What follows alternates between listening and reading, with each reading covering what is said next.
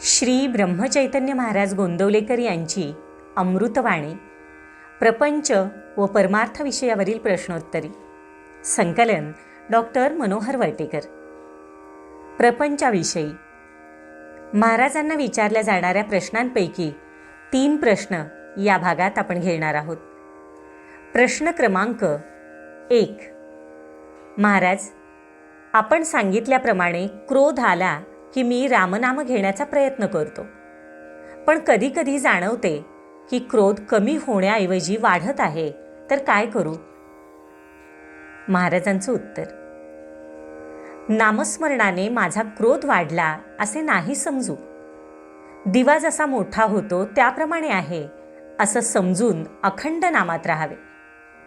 यश देणारा राम आहे ही भावना ठेवून वागावे. प्रश्न क्रमांक 2. साधू संत येती घरा तोची दिवाळी दसरा असे म्हणण्याचा अर्थ काय?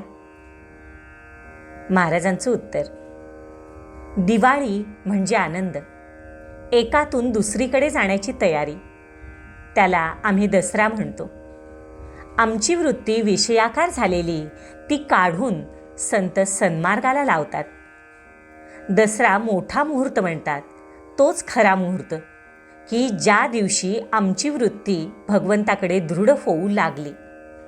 संत दसरा आणतात, मग दिवाळी आपोआप मागे येते. प्रश्न क्रमांक 3. महाराज, म्हातारपणामुळे आता स्वतःला व इतरांना इतका त्रास होतो की वाटते दीर्घायुष्य हा शाप आहे. तुम्हाला काय वाटते? महाराजांचं उत्तर: तसं पाहिलं तर आयुष्य हा शाप आहे किंवा वर आहे. भगवंताच्या विस्मरणात आयुष्य घालवले तर तो शाप आहे, पण स्मरणात राहिले तर तो निस्संशय वर आहे. मग ते आयुष्य अल्प असो वा दीर्घ असो. म्हणून इतर गोष्टींचा विचार करत न बसता भगवंताच्या स्मरणात राहावे, म्हणजे दीर्घायुष्य हे शाप न वाटता वरच आहे असे जाणवेल. उर्वरित प्रश्नोत्तरी पुढील भागात. श्रीराम जय राम जय जय राम.